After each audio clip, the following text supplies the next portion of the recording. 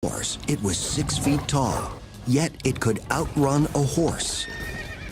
It was twice the size and much more powerful than a grizzly bear, and able to kill with one blow. Today, scientists are still trying to determine just how this mighty creature lived and what it ate.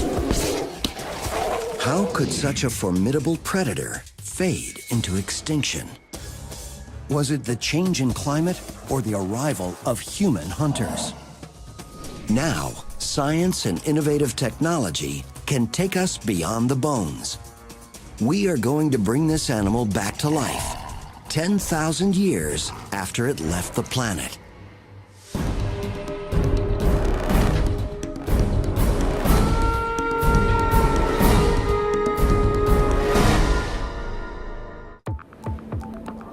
North America, 14,000 years ago. It was the end of the Ice Age, and the melting ice sheets had unlocked a landscape that provided an abundant food source for a multitude of wildlife.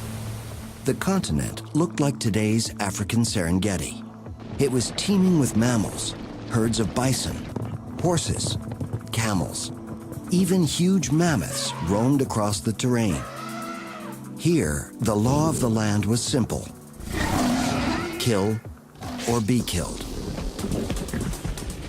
In this harsh world, one animal stood above the rest: the short-faced bear.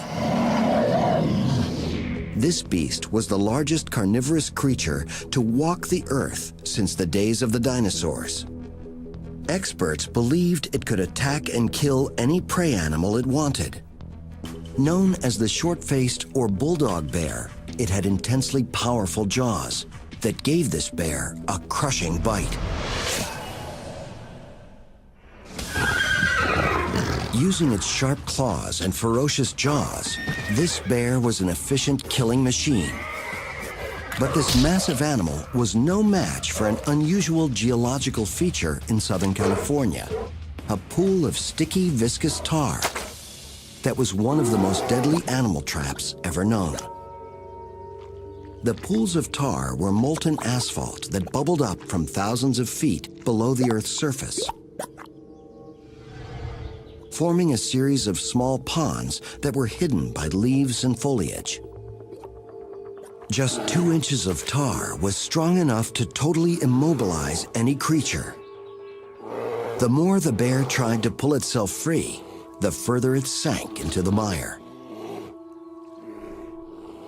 If it was lucky, it would die of exposure and starvation within a few days. More likely, though, it would be torn apart and eaten by either dire wolves, saber-toothed cats, or lions. It was certainly a very painful death. The tar pits have provided a spectacular snapshot of life 14,000 years ago. This prehistoric graveyard of extinct Ice Age animals has resulted in one of the richest fossil sites in the world. It's known as the Rancho La Brea Tar Pits and is located in the heart of Los Angeles. Since 1913, scientists have been unearthing the remains of thousands of animals who died there.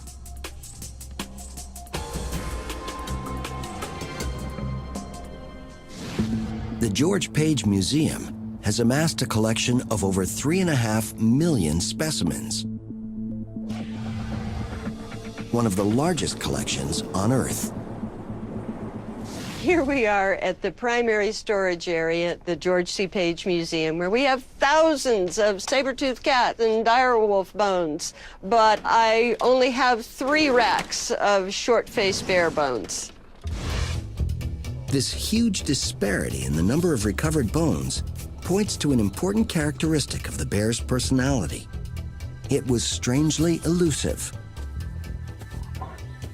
Compared to other carnivores, bears were never common in one locality. They tended to be solitary hunters that required a large expanse of open ground space. Because these bears are so rare, Each and every bone provides a key to piecing together the mystery of who this creature was and just how it lived. The vast collection of Ice Age animals at Rancho La Brea paint a vivid picture of a prehistoric landscape teeming with fierce predators, all competing with the bear. There were saber-toothed cats, dire wolves, and American lions. These apex predators had an abundance of prey to hunt for, such as bison, horse, camel, and even the giant sloth. There were also humans who had migrated over the Bering Strait from Siberia to Alaska about 14,000 years ago. Experts agree that humans came in contact with short-faced bears. This means that the possibility exists that hunters and short-faced bears could have fought each other over freshly killed carcasses. While the tar pits give us the big picture, the true essence of this creature can only be found in the details. Working 3,000 miles north of the Page Museum, Dr. Paul Matthews has conducted breakthrough research on the short-faced bear. Inside his lab in the Canadian Yukon, Dr. Matthews has amassed a collection of over 3,000 bones from the short-faced bear and its contemporaries. The short-faced bear inhabited a broad swath of western North America, from northern Alaska down to Mexico. So it's difficult to say what was the one habitat or landscape that short-faced bears inhabited. Dr. Matthews, along with most experts, agree that this bear was a nomad, and nearly the entire North American continent was its habitat. The bones left behind from the myriad of Ice Age creatures are vivid evidence that the Pleistocene era was a brutally dangerous world for any apex predator, including the bear. No kill is easy. Any potential prey can and will fight for their lives. That animal's not going to stand there and let you just kill it. It's going to struggle. It's going to kick. It's going to try to get away. What often happens is that there are injuries that occur. If you look at Pleistocene bone assemblages, you see a higher incidence of bone breakage, bone pathology such as infections, where the animal incurred the injury but then later healed and kept on living.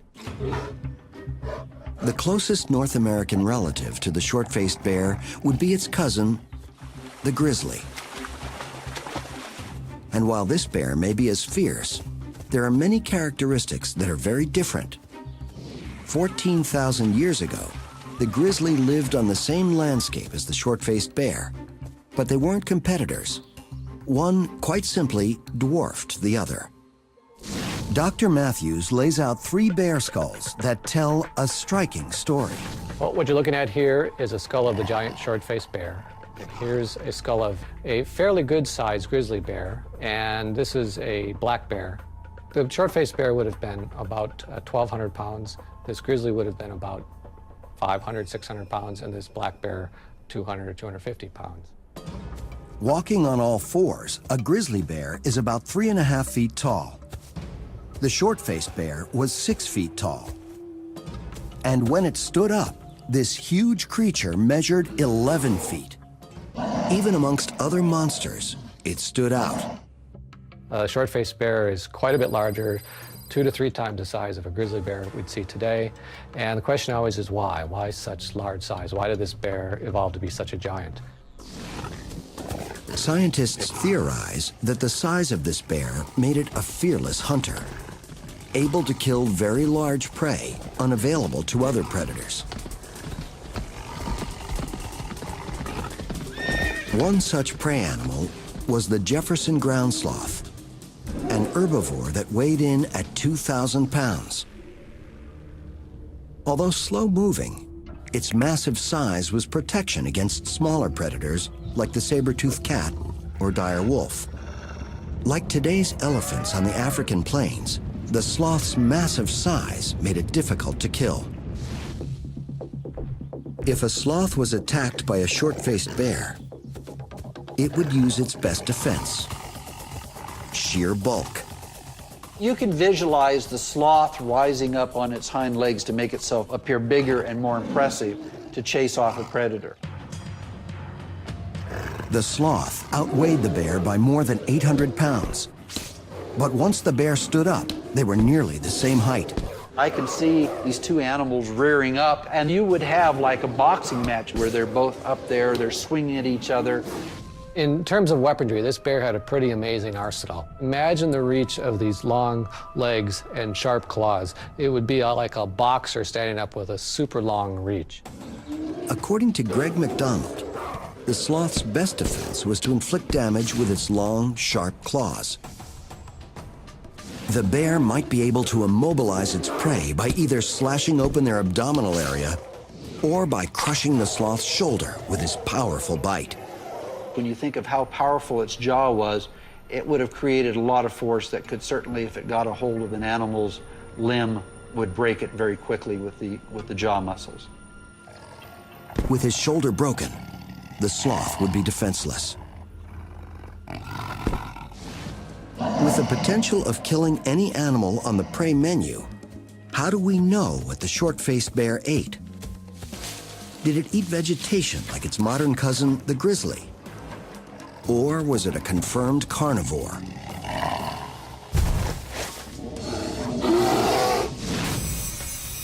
Now, these ancient bones become a dinner menu, helping us to go on a hungry prowl with one of the world's greatest predators. During the Ice Age, a monstrous predator stalked the American landscape: the short-faced bear.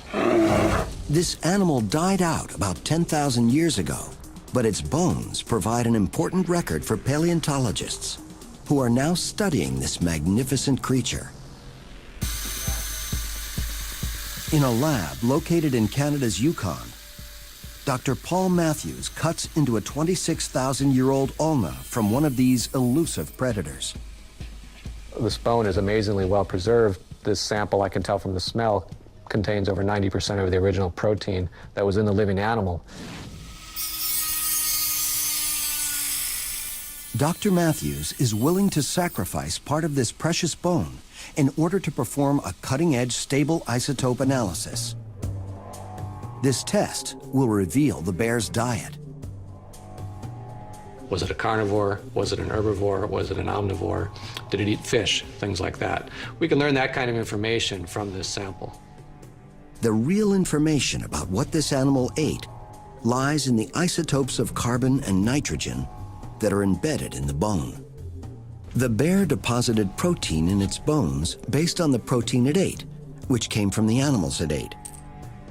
So the first step is to use an acid wash to separate the protein from the minerals that make up the bone.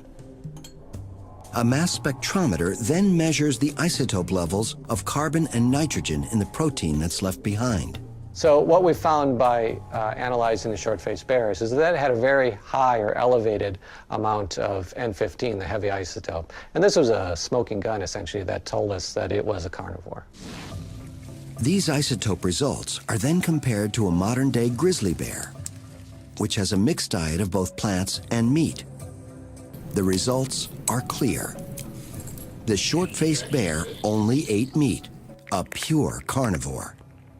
More important, the isotope levels also reveal that short-faced bears had an appetite for almost every prey animal on the landscape. They would eat bison, horse, caribou, even mammoth. In looking at predator behavior, this presents an impossible scenario. There is no modern carnivore that can hunt down all those types of prey. Most predators are specialists, choosing to focus on one type of animal. The isotope levels of other Ice Age carnivores revealed that they all had a very narrow diet. For example, the saber-toothed cat primarily ate bison. This evidence presented a mystery about the bear. How did it capture its prey? Did it run fast? Did it chase small animals? Did it tackle big, large, ferocious animals? Just what did it do? How did it get its meat? Dr. Matthews also studied modern carnivores and calculated that the short-faced bear had to consume 35 pounds of meat a day to survive. This is more than twice the amount a lion needs. Although the short-faced bear has all the attributes of a supersized apex predator, a completely different profile of this colossal beast began to emerge. One of the problems with putting short-faced bears into the predator box is that no other predator had become this big in the past, not even close when you consider large mammals. When comparing the short-faced bear's gait to the grizzly, calculations show that the short-faced bear was slightly faster, reaching a top speed of 32 miles per hour. But the grizzly could accelerate from 0 to 30 much quicker. This put the short-faced bear at a huge disadvantage when it came to hunting. If it was a super predator like the isotope tests showed, it would have to catch prey using bursts of speed, like a lion. But the bear's bone structure wasn't designed for that. It became clear that the bear couldn't chase down its kill because its long legs were not suited to make sharp turns at high speeds. We're standing in front of a reconstruction of an adult giant short-faced bear, and the main thing that stands out are these super long legs that are also very skinny. For an animal this size, these bones are very gracile or thin. Their diameter is not proportioned to their length for an animal that is incurring all the dynamic stresses and strains of fast running. Yet we know this bear apparently caught and ate just about everything. But its long leg bones were not strong enough to handle the dynamic force of the bear's 1,200-pound weight. Using a modern-day leg bone, Dr. Matthews illustrates why it couldn't maneuver in for the kill. This is a tibia from a large mammal, and I'm going to demonstrate the effect of dynamic stress on it. This is a 5-pound bag of sand, and you can see that the bone is able to support the weight of that bag all on its own. But watch what happens when we put the weight in motion, which is the effect of an animal running.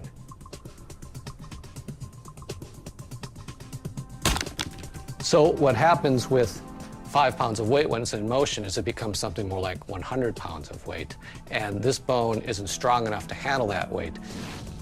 This simulates the effect on a bone when it slams into the ground during a high-speed chase.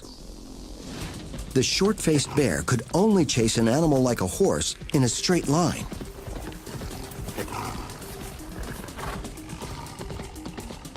If the horse made a sharp turn and the bear followed, it could break its leg.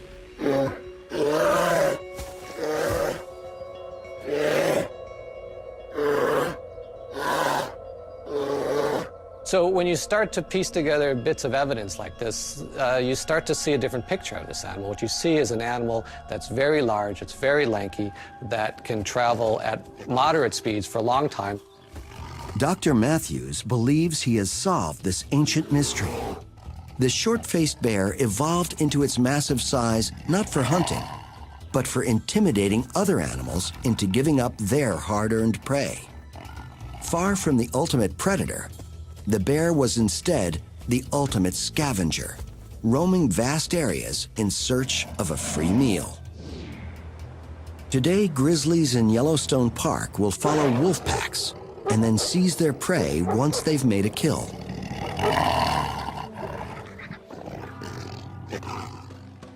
"14,000 years ago, the short-faced bear followed the same strategy. Just wait till a pack of dire wolves had run down and killed a bison.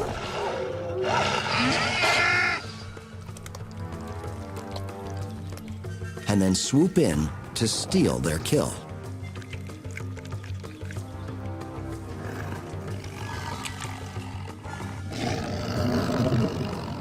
To protect their prey, the wolves would have encircled the bear and attacked him from different angles.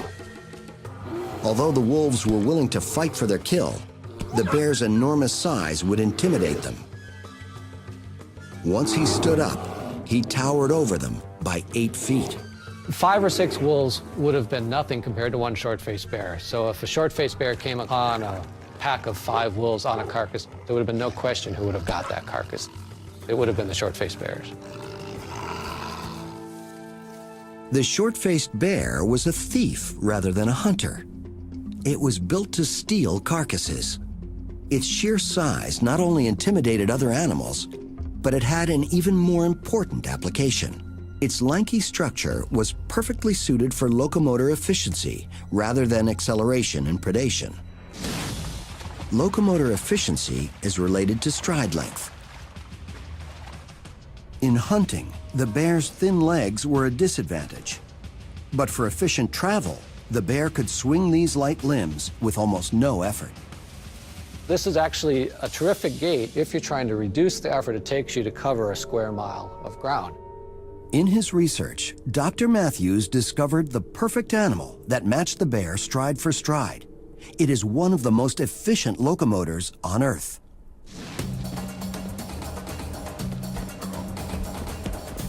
You would see a lot of similarity in the way that a camel swings its legs and a short-faced bear swings its legs. There would be a long swinging arc of the 2 legs on one side with some flexing of the abdominal muscles as well to affect that swing.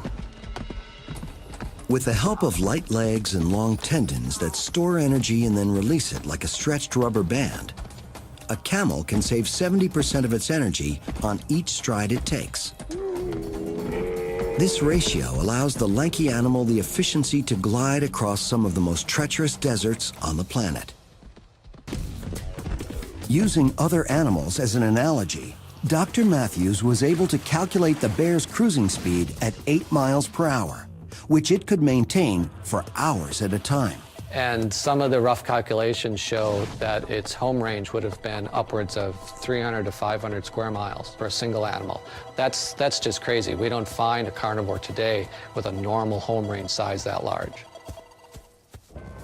With its locomotive efficiency, the short-faced bear could easily glide across the landscape in the perpetual search for food. Most important, this meant the bear burned fewer calories in its quest to find a meal. But once the bear found a carcass, it still had to steal it.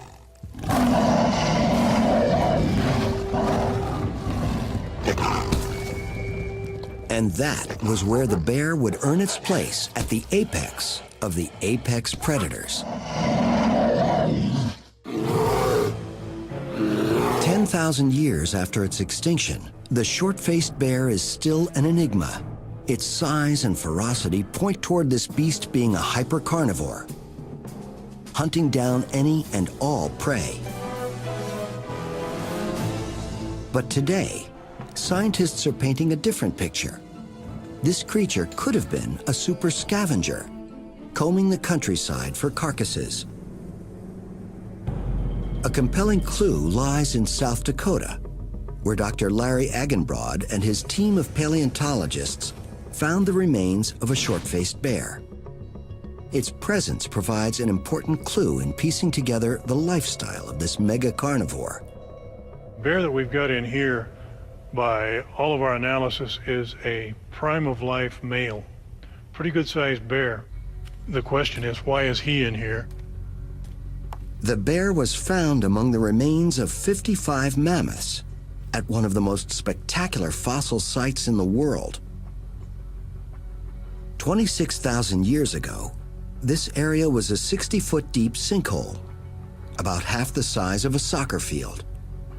It was fed by an underground spring. Herds of mammoth were drawn to this mini oasis where they could find food and water. Eventually, some of these behemoths became trapped in the sinkhole. In 1974, Dr. Agenbrod brought a team of scientists to investigate the site. And when they realized the importance of what they found, they decided to leave each set of mammoth bones in the exact same spot where they died. In this way, each set of bones is like a Pleistocene photograph that documents the last moment of the animal's life. The short-faced bear remains were discovered in 1983 in the midst of the mammoths. But this find presented a mystery. Was this short-faced bear hunting mammoths, or was there another reason why it died at the site? This sinkhole was very steep and slippery above the water level. A key clue was in just how the mammoths became trapped. Eating at the water's edge was dangerous. If they took one wrong step, they would fall into the water. Once in the sinkhole, there was no way out. The big round pads on their feet couldn't grip the slippery bank. So they stayed here till they either starved or died of exhaustion. Although the short-faced bear was gigantic, scientists believe it couldn't and wouldn't take on a mammoth. But a dying mammoth was a different proposition. Like a forensic investigator, Dr. Agenbrod carefully considered the death scene and came up with a scenario. The short-faced bear probably smelled either decaying or heard dying animals and decided he'd come in for a hot mammoth sandwich for lunch, and maybe had one that was a little more alive than he anticipated.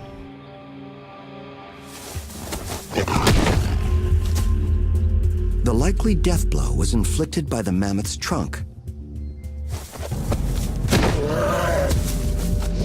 No evidence was found of trauma to the bear's bones. But a body blow to the chest area may have put the bear out of action without leaving any broken bones. But ultimately, how the bear died remains a mystery. How would a short-faced bear find 35 pounds of meat every day? As a super scavenger, it would have needed an array of powerful tools to find food, including an incredible sense of smell. This bear had increased nasal opening and more surface area in the bones that are inside the nose to do the smelling. So its smelling capabilities would have been much better than a brown bear's today. The grizzly bear has one of the greatest olfactory mechanisms on Earth. But the short-faced bear had a much larger nasal opening. Plus, the short-faced bear's height allowed him to stand up over 11 feet high and get his nose into the winds from far away. To get a sense of how proficient the bear's sense of smell was, we went to Bozeman, Montana. Here, Troy Hyde and his trained grizzly, Adam, demonstrated just how powerful a bear's sense of smell is. Troy has raised and trained grizzlies for 10 years. We're going to do a little smell test with the grizzly. And what we're going to do is we're going to put some bait out across this valley and see if the grizzly can detect it with the smell alone and go to it. Troy has his assistant place the target about a half a mile away, behind a grove of aspens completely out of sight from Adam. Once the chicken's scent gets into the mountain air, Adam has no problem picking it up. He's actually got his lip down and he's sucking air in through his lips. He's taking the wind in through his sinuses and through his brain. He can pick out what that is and sort it out. He's sucking it in. In no time, Adam has determined the location of the target and is on the move in its direction.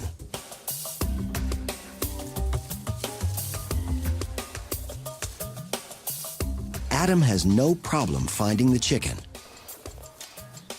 And Troy believes his olfactory range is much farther than the half mile he's just traveled. Well, I believe he could probably smell 3 to 4 miles out if the wind was in his favor.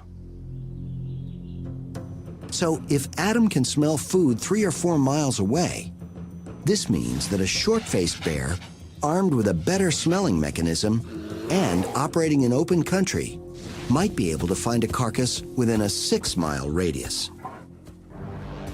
But taking possession of a carcass wasn't just as simple as finding it. Usually, there was another apex predator connected to the kill. I imagine in the Pleistocene many aggressive encounters between carnivores, actual all-out fighting. If the short-faced bear found a dead bison, he most likely would be confronted by a group of saber-toothed cats feeding on the carcass. It would be size against numbers. The cats would stand and fight because of their advantage of 3 to 1. Their long teeth also presented something of an obstacle. Let's remember that this is still a bear. It still has a massive, strong skull. It still has powerful limbs and feet that could swat at a cat and keep it at bay. Since most animals won't fight to the death, the experts agree on this fight's eventual outcome. If the bear got in one good swipe and really debilitated one of the saber-toothed cats, they would probably retreat. Or in other words, the bear would kick the cat's butt.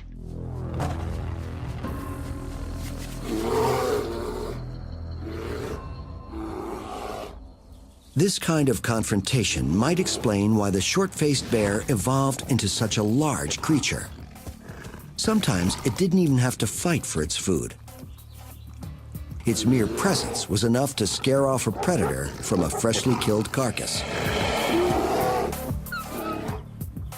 But what happened when the bear was late for dinner?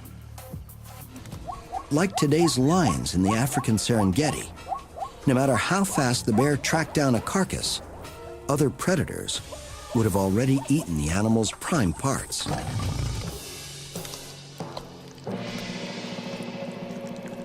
It would be difficult for this massive carnivore to survive on the remains of a carcass that was essentially just skin and bones.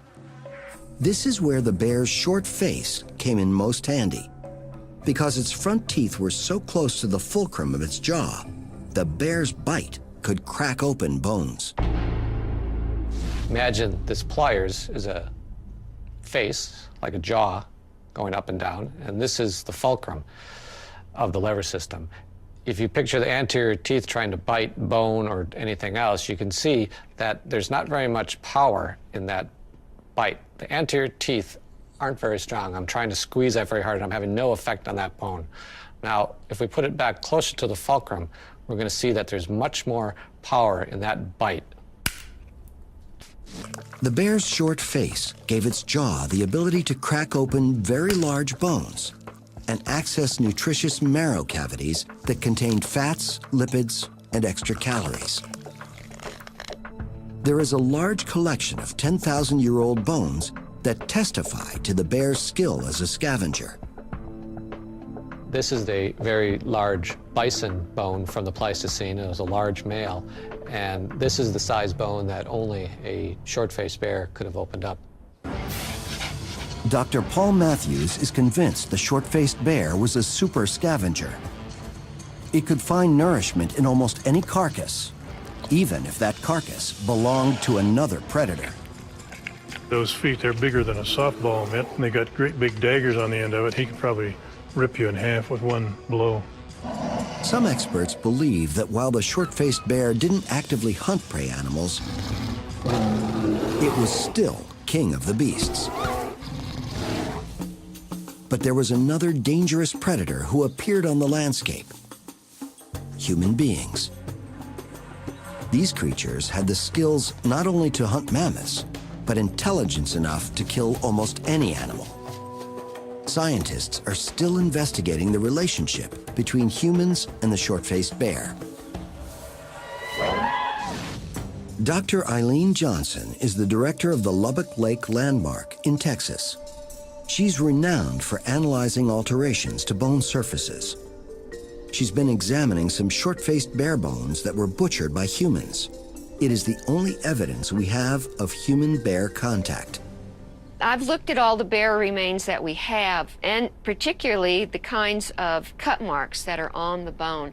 And that leads me to believe that this was not a fresh carcass. This carcass had already started to stiffen a bit, which would indicate a found carcass, which then indicates scavenging activities. Dr. Johnson feels the bear wasn't killed by humans. This is the canine from the bear, but it's very worn down. So this is most likely a very old bear. Probably died from natural causes. Ironically, it seems the humans may have found the bear carcass and then scavenged it. The hunters cut off one of the bear's long front legs and made a butchering tool out of its radius, or lower arm bone. Dr. Johnson was able to reconstruct how the bone was broken. The hunters laid it between two rocks that were like anvils. Then a hammerstone was used to break the bone. And it delivers a very quick, very focused force. You get a nice impact, and then the bone breaks in a very particular fashion known as a helical fracture. Since humans only had a few small stone tools, this was an ingenious and efficient way for them to butcher the giant bear, or any other large animal, such as a mammoth. The broken edge of the bone provided a sharp and strong cutting tool that got the job done quickly.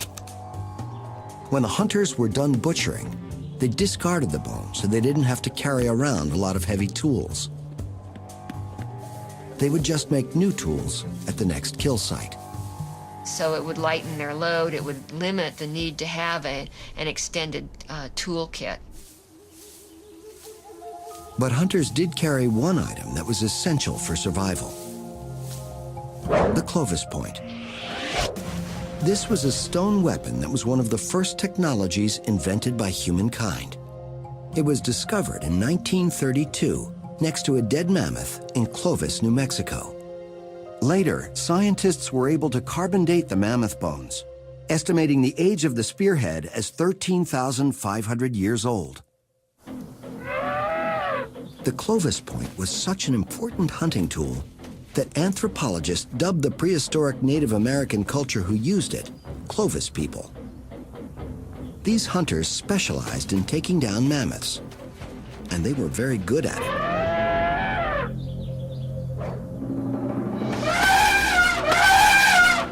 Paleontologists discovered one site in southern Arizona where at least 9 mammoths had been killed.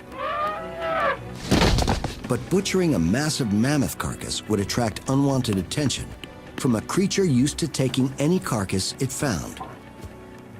If he smells a fresh kill, he's going to go for it. If there's a few funny-looking people around, that's not going to intimidate him. He's going to try to intimidate them, usually by standing up and giving a display of his size. But while the humans couldn't match the bear's strength, they did carry a lethal weapon that could protect them from any fierce predator. The atlatl dart, armed with a Clovis point. The atlatl was humankind's first mechanical invention. It was a stick with a hook or socket that a hunter used to launch a light spear armed with a Clovis point. This is a replica Clovis point. It's very sharp, and with a lot of power behind it, it's easily going to penetrate the bear's skin. When thrown properly, an atlatl dart traveled at 100 miles per hour and was very accurate at close range. Still, Dr. Agenbrod feels it would have to be a very lucky shot. The hunters would have to aim for the vital organs that offered the most vulnerable target. Behind the bear's rib cage were its lungs, heart, and liver. You don't want to try hitting this animal in the head. You're going to be bear food if you do that. But who would have won this fight? In my opinion, Clovis people were very intelligent. They're using the very best tool material. They've invented a spear point that is a killing machine, and they're going to try to dispatch him. You don't want to be in direct competition with this bear because you're going to lose. These are people who are trained from their youngest time. They're trained with their weapons, so I think that they are capable of defending themselves. While the results of human-bear conflict aren't certain, there is one undeniable fact. 10,000 years ago in North America, the megabeasts suddenly went extinct. This event is unprecedented and unexplained. Along with the short-faced bear, the dire wolf, lion, mammoth, sloth, and saber-toothed cat were wiped off the face of the earth. The short-faced bear was the last to die out. Without conclusive evidence, scientists are still grappling with the reasons for this mass extinction. Currently, there are a number of popular theories. One is overkill by humans. I think the prime extinction method for Pleistocene megafauna was by human hunting. The only really new element in the environment at about 11 to 12,000 years ago is the arrival of human hunters that we call Clovis people. Scientists have identified 14 kill sites in the United States where humans slaughtered mammoths or mastodons. But there is disagreement on the significance of this number. Many experts feel 14 sites is too few to prove overkill. There's also another thought that's been proposed that when humans come in, one of the first things they do is they kill off predators. Predators potentially prey on the humans, and so you get rid of them. No evidence has been discovered that humans killed even one short-faced bear, saber-toothed cat, or dire wolf. Just the fact that humans are on the landscape isn't compelling enough evidence to say that it's humans that causes extinction. We know that humans and these large animals coexisted in other places on the planet for a long time, and it didn't lead to their extinction.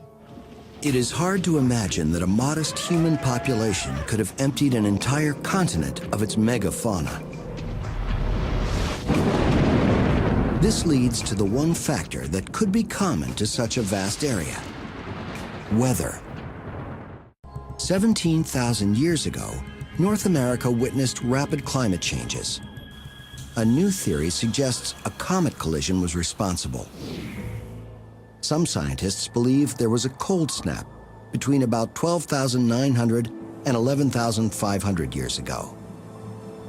This partial return to freezing ice age conditions put enormous stress on the ecosystem. We can tell from the isotopic analysis of the junipers that plants were greatly stressed. They weren't providing very much in the way of food, so there wouldn't have been very many herbivores. And in turn, there wouldn't have been that many carnivores. But detractors again point to a lack of evidence. Where are the deposits of starved or frozen animals that would be left behind had there been such a sudden climate swing? And how is it that the megafauna managed to survive numerous other glaciations during the prior 2 million years, only to succumb to the one that closed the Ice Age?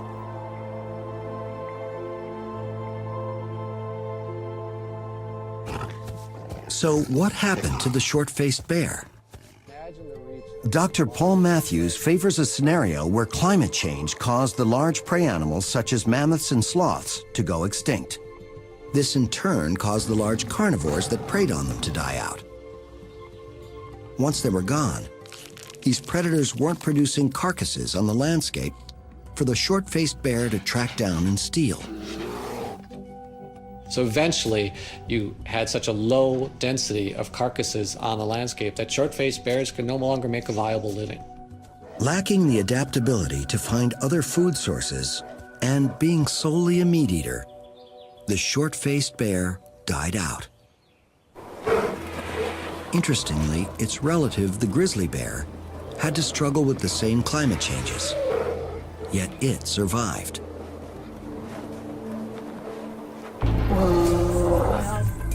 Today, the North American grizzly, like Adam here, has the same abilities as his ancestors did 20,000 years ago. Grizzly bears can find food just about anywhere. They have the nose to find it. They're an omnivore. And so they can find those different food sources, which has allowed them to exist today. As we walked through the forest with Adam, the entire area was like a supermarket for him. The grizzly has the ability to find food anywhere, starting with the bugs and slugs that live under the rocks. One of the things you saw the grizzly use his body weight as he got low to pull the rocks back. You also saw him, when he couldn't move them backward, you saw him shove them forward, and he was using a rocking motion to loosen those rocks up to get them out. Plus, he has the brains and brawn to obtain hard-to-reach food sources. No matter if it's in a mountain stream or up in a tree.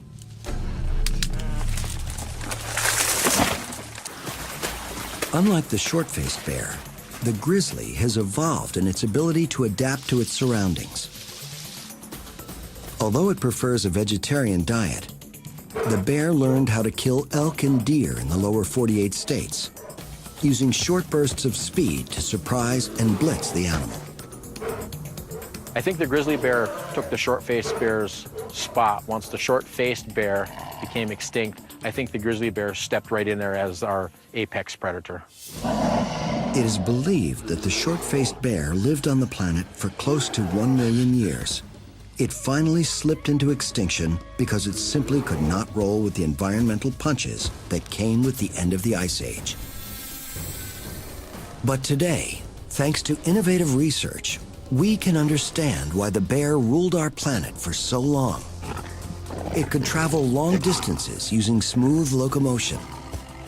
It possessed powerful jaws and sharp claws that could savage almost any animal. The bear dominated its world. Nature gave it all the skills it needed to maintain that dominance. But then nature decided to change. And the bear could not change along with it. As the Earth's new rulers, we just might learn something from this vanished and mighty predecessor.